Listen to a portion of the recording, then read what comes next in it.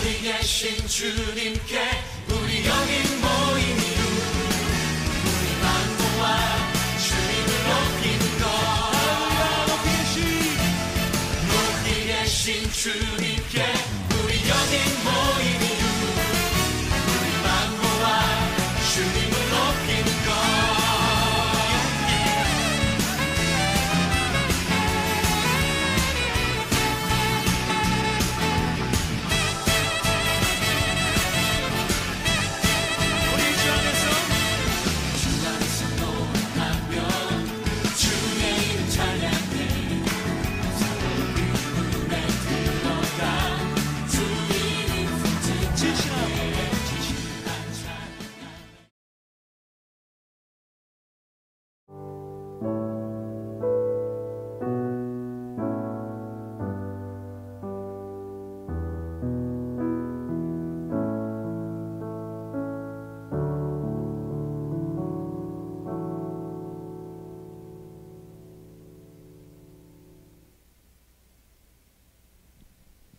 사도신경으로 신앙고백 드리겠습니다. 전능하사 천지를 만드신 하나님 아버지를 내가 믿사오며 그 외아들 우리 주 예수 그리스도를 믿사오니 이는 성령으로 잉태하사 동정녀 마리아에게 나시고 본디오 빌라도에게 고난을 받으사 십자가에 못 박혀 죽으시고 장사한 지 사흘 만에 죽은 자 가운데서 다시 살아나시며 하늘에 오르사 전능하신 하나님 우편에 앉아 계시다가 저리로서 산 자와 죽은 자를 심판하러 오시리라. 성령을 믿사오며 거룩한 공회와 성도가 서로 교통하는 것과 죄를 사하여 주시는 것과 몸이 다시 사는 것과 영원히 사는 것을 믿사옵나이다. 아멘. 이 시간 우리를 대표하여 이창호 선생님께서 기도 인도해 주시겠습니다.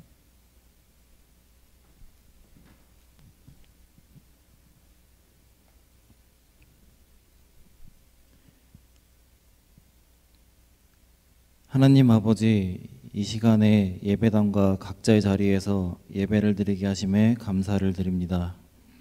예배에 함께하지 못하는 학생들 어떤 상황이 있던 간에 주님께 예배드릴 수 있는 마음을 허락하여 주시옵소서. 한 주간 많은 죄를 지었습니다. 주님, 연약하고 매일 무너지는 저희를 주의 손으로 일으켜 주시옵시고 회개하며 기도로써 이겨내게 하여 주시옵소서. 코로나 바이러스로 인해 꼬여버린 일상을 회복시켜 주시옵시고 신앙심이 나태해지는 것이 아니라 더욱더 기도로써 무장하는 바울 공동체가 될 수 있게 도와주시옵소서. 말씀 선포하실 편사물 전도사님을 붙잡아 주시사 많은 은혜 받게 하여 주시옵시고 한 주간 살아가며 승리하는 기둥이 되게 하여 주시옵소서. 옛사람을 버리고 새 사람으로 살길 원합니다. 성령님, 우리 마음속에 인도하여 주시옵소서. 이 모든 말씀 사랑이 많으신 예수님의 이름으로 기도드렸습니다. 아멘.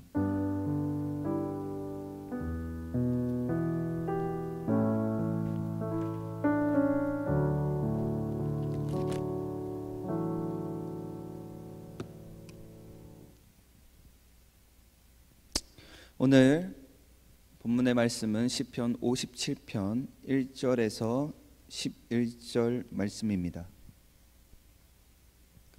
시편 57편 1절에서 11절 말씀입니다. 하나님이여, 내게 은혜를 베푸소서. 내게 은혜를 베푸소서. 내 영혼이 주께로 피하되 주의 날개 그늘 아래에서 이 재앙들이 지나가기까지 피하리이다. 내가 지존하신 하나님께 부르짖으며 곧 나를 위하여 모든 것을 이루시는 하나님께로다. 그가 하늘에서 보내사 나를 섬기려는 자의 비방에서 나를 구원하실지라. 셀라. 하나님이 그의 인자와 진리를 보내시리로다. 내 영혼이 사자들 가운데에서 살며 내가 불사르는 자들 중에 누웠으니 곧 사람의 아들들 중에라. 그들의 이는 창과 화살이요 그들의 혀는 날카로운 칼 같도다. 하나님이여, 주는 하늘 위에 높이 들리시며 주의 영광이 온 세계 위에 높아지기를 원하나이다. 그들이 내 걸음을 막으려고 그물을 준비하였으니 내 영혼이 억울하도다. 그들이 내 앞에 웅덩이를 팠으나 자기들이 그 중에 빠졌도다. 셀라. 하나님이여, 내 마음이 확정되었고 내 마음이 확정되었사오니 내가 노래하고 내가 찬송하리이다. 내 영광아 깰지어다. 비파야 수금아 깰지어다. 내가 새벽을 깨우리로다. 주여, 내가 만민 중에서 주께 감사하오며 문나라 중에서 주를 찬송하리이다. 무릇 주의 인자는 커서 하늘에 미치고 주의 진리는 궁창에 이르나이다. 하나님이여, 주는 하늘 위에 높이 들리시며 주의 영광이 온 세계 위에 높아지기를 원하나이다. 아멘. 오늘 말씀의 제목은 새벽을 깨우는 사람, 새벽을 깨우는 사람이라는 말씀의 제목으로 여러분과 나누고자 합니다. 우리는 어떠한 어려움을 당했을 때, 만났을 때 대처하는 방법이 사람마다 각각 반응이 다릅니다. 크게 두 가지를 본다고 하면 그 어려운 일을 통하여서 낙심을 하는 사람과 그 어려운 일을 당면을 하였을 때 앞으로 더 나아가려는 사람, 크게 두 가지를 볼 수가 있겠죠. 예수님을 믿는 사람, 신앙인들도 마찬가지입니다. 그리스도인들도 마찬가지라는 거예요. 낙심을 하며 불만을 토로하며 그렇게 나아가는 사람이 있지만, 이와 반대로 하나님을 찬양하며 그 어려울 때 오히려 비전을 바라보고 나아가는 사람이 있습니다. 그런 인물이 성경에서 한 명을 뽑자면 바로 하나님의 마음에 합한 자 다윗이라는 인물입니다. 오늘 본문의 말씀 한번 보도록 하겠습니다. 먼저 이 본문 시편 57편이 쓰여진 당시의 상황을 한번 살펴봅시다. 우리 57이라는 숫자 옆에 파란색 글씨가 있는데 그것을 한번 읽어보도록 할게요. 읽도록 하겠습니다. 다윗의 믹담시, 인도자를 따라 알다스헷에 맞춘 노래. 다윗이 사울을 피하여 굴에 있던 때에. 이 말이 무슨 뜻이냐면 지휘자를 따라 알다스헷에 맞추어 부르는 노래이다. 그리고 다윗의 믹담시로서 다윗이 사울을 피하여 동굴로 도망을 하였을 때 쓴 시가 바로 57편에 있는 시라는 겁니다. 다윗은 사사 사무엘에게서 기름을 부은 받은 사람입니다. 사사는 쉽게 말하면 왕이 없을 때, 그때 왕정국가 이전에 왕 같은 역할을 한 인물이라고 생각하시면 됩니다. 그래서 하나님께서 쓰시고자 했던 선지자라는 그런 단어가 되겠죠. 무튼 기름을 부은 받은 사람들은 앞으로 왕이 될 사람을 하나님께서 택하셨다라는 것입니다. 다윗은 그렇기에 기름을 부음을 받았기 때문에 왕이 될 인물이었습니다. 이 다윗이 어릴 때 그 기름을 받고 점점 자라납니다. 그리고 초대 왕 사울을 만나게 됩니다. 그리고 전쟁에도 나가게 되죠. 우리가 잘 아는 다윗과 골리앗. 다윗이 근데 너무나도 잘하니까 다윗을 좋아하는 사람들이 점점 많아지기 시작합니다. 그러니 어떻겠습니까? 사울 왕의 시기가 일어나기 시작합니다. 그것 말고도 여러 가지 이유로 사울은 이제 다윗을 죽이려고 합니다. 그것을 눈치챈 다윗은 어떻게 해야 될까요? 당연히 도망을 가겠죠. 당연히 도망을 가기 시작합니다. 열심히. 그렇게 도망을 하다가 들린 곳이 오늘 본문에 다윗이 사울을 피하여 굴에 있던 때에 이 굴로 도망갑니다. 이 굴은 아둘람 굴입니다. 굴이라는 것은 우리 또 알다시피 지금도 마찬가지지만 그 당시에 짐승들이 살았습니다. 그리고 사울이 3천 군대를 일 때 용변을 보던 곳, 그런 곳이 굴이었습니다. 굴. 그러한 굴에 다윗은 숨어 있었던 것입니다. 용변을 보는 곳, 또한 짐승이 있던 곳. 그뿐만이 아닙니다.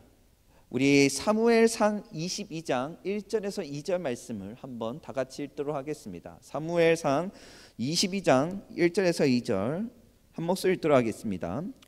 그러므로 다윗이 그 곳을 떠나 아둘람 굴로 도망하매 그의 형제와 아버지의 온 집이 듣고 그리로 내려가서 그에게 이르렀고 환난 당한 모든 자와 빚진 모든 자와 마음이 원통한 자가 다 그에게로 모였고 그는 그들의 우두머리가 되었는데 그와 함께한 자가 400명 가량이었더라. 아멘.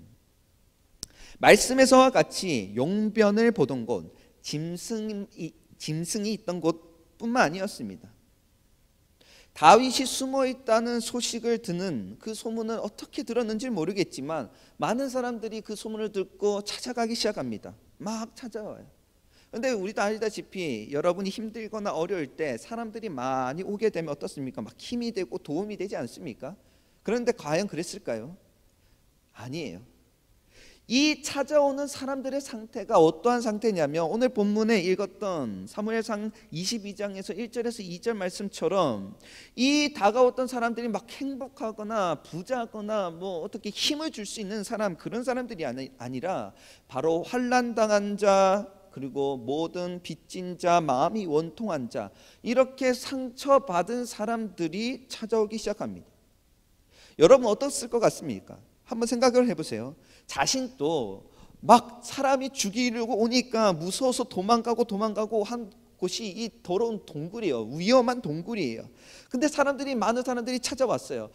나 사람들에게 도움도 받겠구나라는 생각을 잠시금 안 하겠습니까? 그런데 그 어떤 사람들이 다 빚지고 환난당하고 마음이 원통한 자예요. 막 옆에서 한숨만 쉬어내고 서로 싸우려고 하고 짜증나 이런 말만 하고 부정적인 말만 하고 막 그래요. 옆에서 막 그런 말만 들어오면 자신도 어떻겠어요? 힘들고 지칠 거란 말이죠. 그러한 상황에 다윗이 놓여 있었다라는 겁니다. 다윗의 심정, 그때의 다윗의 심정은, 다윗의 마음은 과연 어땠을까요? 시편 57편 4절 말씀을 읽도록 하겠습니다. 4절입니다. 내 영혼이 사자들 가운데에서 살며 내가 불사르는 자들 중에 누웠으니 곧 사람의 아들들 중에라. 그들의 이는 창과 화살이요 그들의 혀는 날카로운 칼 같도다. 아멘. 이렇게 말씀하고 있습니다. 본문 말씀 4절처럼 이렇게 느낀 겁니다. 모두 다 적같고 자신을 죽이려고 한다는 그런 고통, 무섭지 않겠습니까? 아마 다윗은 혼자 눈물을 흘렸지 않았을까, 저는 그냥 혼자서 생각을 해보게 됩니다. 많은 사람들이 다윗과 같은 상황이었다면 아마 그 자리를 박차고 나왔을 수 있을지 모르겠어요. 다 그냥 포기하고 죽어라 막 이렇게 하고 포기할지 모르겠습니다. 그런데 여기에서 다윗이 왜 하나님께 칭찬을 받는 사람인지를 우리는 오늘 본장 57편을 통해서 알 수가 있습니다. 다윗의 고백, 끝의 고백을 한번 보도록 하겠습니다. 7절 8절입니다. 하나님이여 내 마음이 확정되었고 내 마음이 확정되었사오니 내가 노래하고 내가 찬송하리이다. 내 영광아 깰지어다. 비파야 수금아 깰지어다. 내가 새벽을 깨우리로다. 아멘. 다윗은 거기에서 포기하거나 낙심하거나 하는 것이 아니라 내가 하나님을 살아계시다는 것을 노래하겠다 이겁니다. 살아계신 하나님을 찬양하겠다, 이것을 정하였다, 마음속 깊은 곳에 정하였다 이겁니다. 그리고 새벽을 깨운다라는 거예요. 여기에서 새벽은 단순하게 아침의 전 시간대를 말하는 것이 아니에요. 다윗은 그 고통과 탄식과 절망이 있는 그 가운데서 나의 영혼이 죽지 않고 오히려 깨어서 하나님을 찬양하겠다라는 겁니다. 그것이 새벽을 깨운다라는 겁니다. 자, 우리 바울 공동체, 여러분이 앞으로 살아가면서 닥쳐올 많은 부정적이고 어렵고 환난당한 일들이, 또한 많은 불행들이 여러분의 고난의 환경 속에서 닥쳐올지 모르겠어요. 또한 지금 힘든 시기, 이 코로나 기간이 이러한 환난의 시간일 수 있을지 모르겠습니다. 그러나 여러분, 다윗의 고백처럼 새벽을 깨우고 하나님께 여러분의 마음을 드리길 바랍니다. 새벽을 깨운다는, 영혼을 깨운다는 그 다윗의 고백을 지금 여러분의 상황에서 고백하는 그런 우리 바울 공동체가 되기를 간절히 소망합니다. 그래서 우리 그리스도인들은, 예수를 믿는 사람들은 어려울 때나 기쁠 때나 슬플 때나 즐거워할 때나 어느 상황에도 막론하고 다윗의 고백처럼 우리의 마음을 확정하면서 하나님께 찬양을 드릴 수 있어야 됩니다. 하나님을 찬양하고 우리의 낙심 속에 빠지지 않고 내 영혼이 기뻐 찬양하고 승리이신 하나님을 찬양하면서 나아간다는 것, 그것이 오늘 본문에 나오는 새벽을 깨우는 것입니다. 영혼의 새벽을 깨우셔야 돼요. 옛날에 어떤 한 빈민촌에 목사님께서 살고 계셨습니다. 몇십 년 전 일일 겁니다. 그 빈민촌에 들어가신 지 몇 년이 안 되었는데요, 거기에 한 과부가 살고 계셨답니다. 남편은 공장에서 다쳐 돌아가시고 할머니와 초등학생 다니는 2딸, 그리고 4살배기 아들 5식구, 이렇게 살고 있었답니다. 그러니까 키우기 위해서 밭에서 일을 하고 계시는데 갑자기 쓰러지셨다고 합니다. 처음에는 많은 사람들이 임신한 줄 알았답니다. 왜냐하면 과부였기 때문이죠. 그런데 병원에 가보니 임신이 아닌 자궁에 혹이 있더랍니다. 근데 돈이 없어요. 교회와 온 교인들이 통성기도하며 그 아주머니를 놓고 기도를 했답니다. 그런데 당장 이 아주머니는 먹고 살 끼니가 없으니 다시 채소밭에 가서 일을 했는데 끝내 거품을 물고 쓰러졌답니다. 그때 사람들이 도움을 요청할 데가 없어 교회의 목사님께 와서 도움을 요청했습니다. 그래서 목사님께서 마을에 있는 돈을 조금씩 모아 첫 번째로 정부가 운영하는 그러한 응급실로 찾아갔답니다.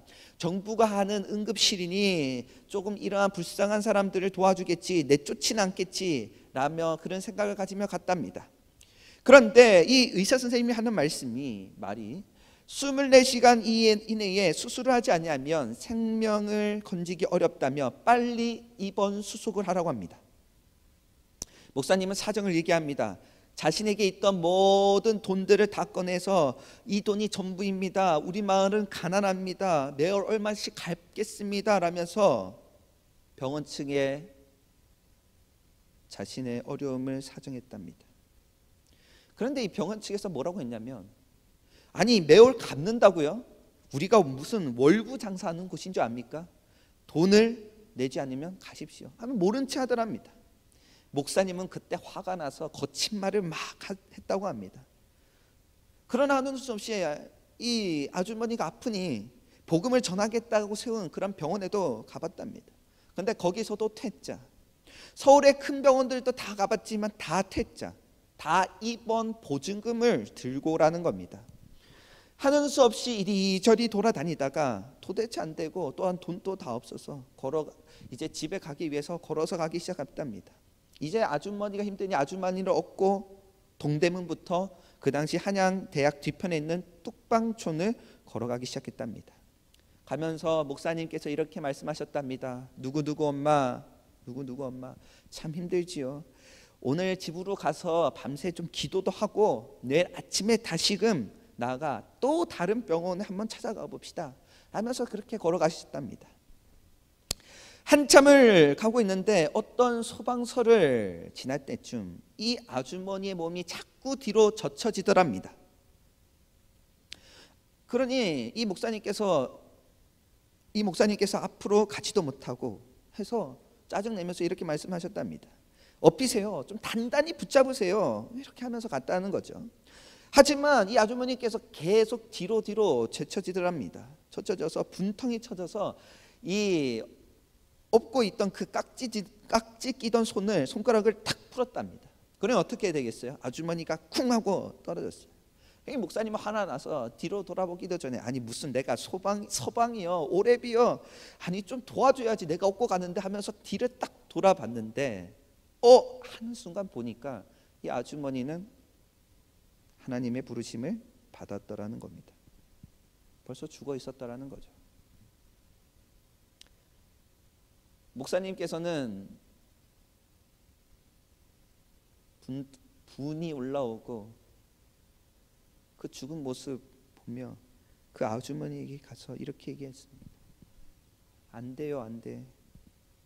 누구누구 엄마, 여기서 죽으면 안 돼요. 여기서 악착같이 살아남아서 이 한을 풀고 다시금 살아야지. 어떻게 여기에서 절대로 살아야 돼요. 그렇게 하면서 아주머니를 붙잡고 울었다고 합니다. 근데 그 아주머니는 점점 몸이 굳어갔죠. 목사님은 분통이 일어나고 분노가 올라오기 시작했답니다.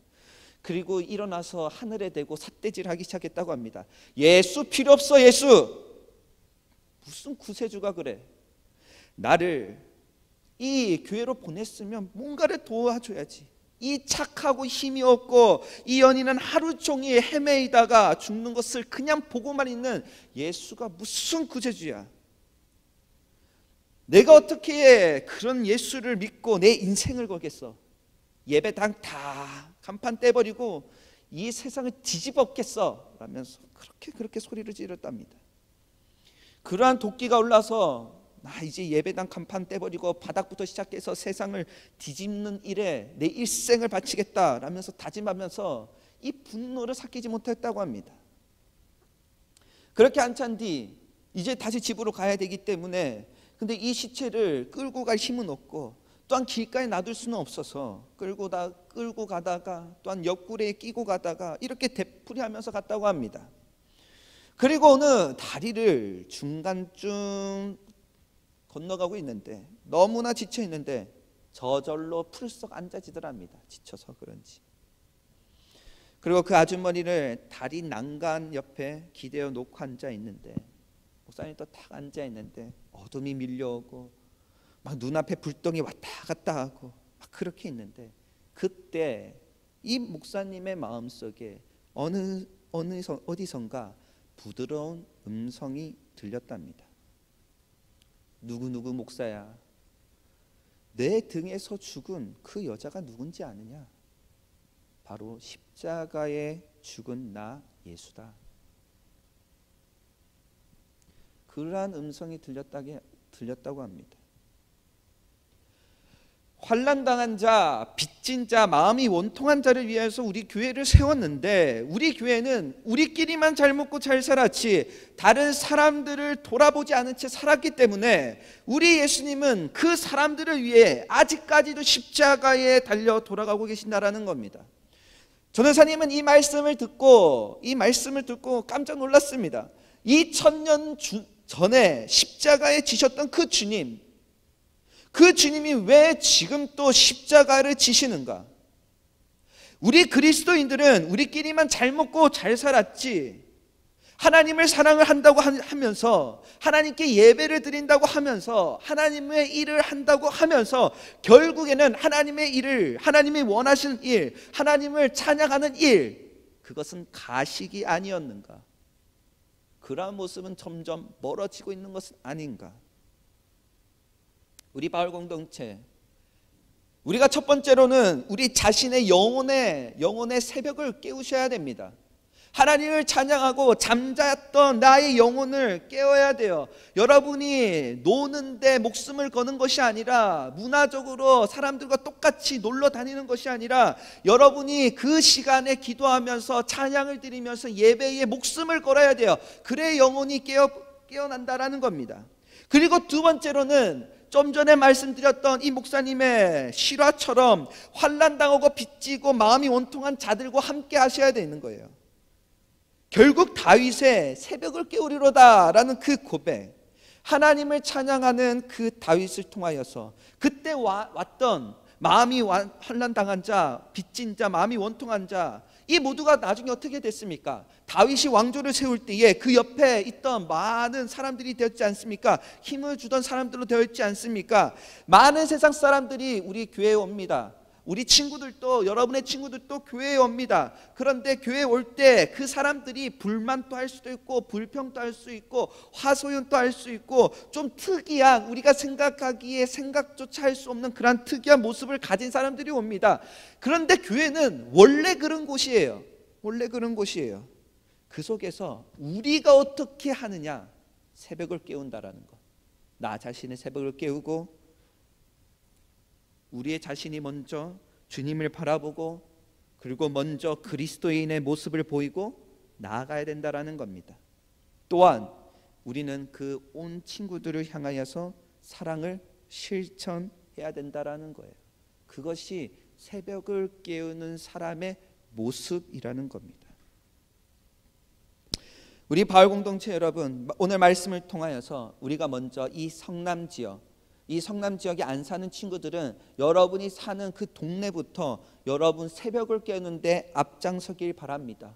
여러분이 그 동네를 놓고 친구를 놓고 아주 가까운 사람들을 놓고 기도하면서 나아가길 바랍니다. 그래서 이 아침 새벽, 그런 새벽이 아니라 바울 공동체가 세상의 예수 그리스도를 통하여서 세상이 잠자고 있는 그 새벽을 깨우는데 여러분이 사용되어지는 놀라운 축복이 있기를 간절히 소망합니다. 우리 바울 공동체 새벽을 깨우며 살아갑시다. 새벽을 깨우는 바울 공동체가 됩시다. 기도드리겠습니다.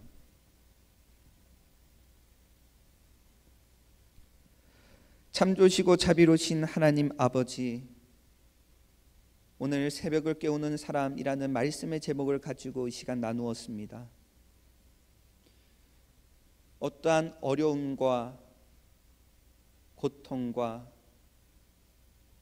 힘듦이 찾아오더라도 그 속에서 낙심하고 불평하는 것이 아니라 하나님을 바라보며 하나님께 영광을 올려드리며 하나님을 찬양하며 새벽을 깨우는 우리 모든 바울 공동체가 되게 하여 주시옵소서. 그래서 우리가 먼저 우리의 영혼의 새벽을 깨우게 하여 주시옵소서. 그리고 많은 이들이 이 교회에 왔을 때에 우리가 그들을 향하여서 기도하고 서로가 힘을 주며 예수님의 사랑, 하나님의 사랑을 실천하는데 우리의 마음을 다할 수 있도록 주님께서 능력을 더하여 주시옵소서. 코로나19로 인하여서 우리의 신앙이 점점 나태해질 수 있습니다. 하나님, 온라인 예배를 통하여서 하나님을 바라보게 하여 주시옵고 우리의 신앙이 나태해지는 것이 아니라 오히려 이것을 기회로 삼아서 하나님을 바라보고 싶은 그러한 갈망이 넘쳐날 수 있도록 주님, 성령님 함께하여 주시옵소서. 우리 바울 공동체를 통하여서 하나님께서 영광 받으시는 그러한 삶이 되기를 원합니다. 한 주간 또 주님께서 늘 함께하여 주시기를 원합니다. 주님, 저희에게 능력과 권세를 허락하여 주시옵소서. 모든 영광을 주님께 올려드리고 오늘 말씀을 한 주간 붙잡고 살기를 소망하고 살아계셔서 역사하시는 예수 그리스도의 이름으로 간절히 기도드렸습니다. 아멘. 우리 주기도문으로 예배 패하도록 하겠습니다. 너희는 이렇게 기도하라. 하늘에 계신 우리 아버지여, 이름이 거룩히 여김을 받으시오며 나라에 임하옵시며 뜻이 하늘에서 이루어진 것 같이 땅에서도 이루어지이다. 오늘날 우리에게 일용할 양식을 주옵시고 우리가 우리에게 죄 지은 자를 사하여 준 것 같이 우리의 죄를 사하여 주옵시고 우리를 시험에 들게 하지 마옵시고 다만 악에서 구하옵소서. 대개 나라와 권세와 영광이 아버지께 영원히 있사옵나이다. 아멘.